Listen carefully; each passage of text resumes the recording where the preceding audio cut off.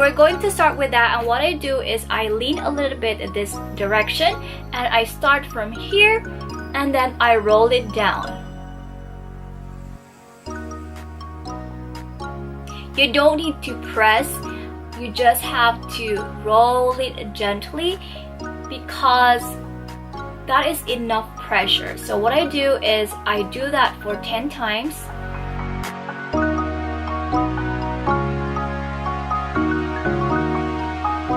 This area right here has a lot of lymph nodes.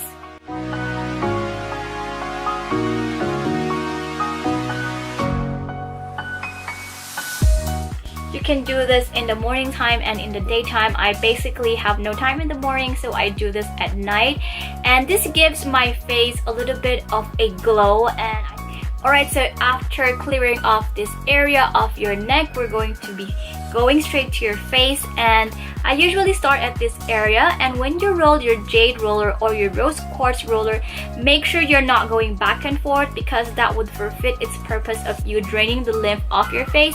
Rather, it's better for you to just place it in one area and roll as you go. Again, I'm not applying any pressure with this one, and I do it 10 times.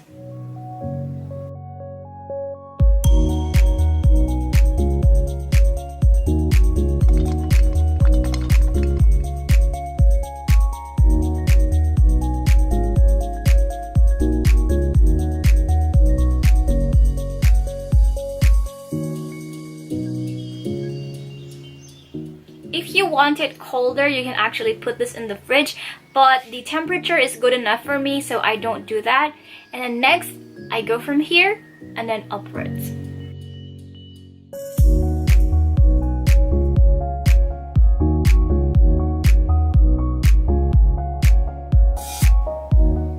If you don't have a toner and you have a serum that you want to use, that is also good to use this together with the roller.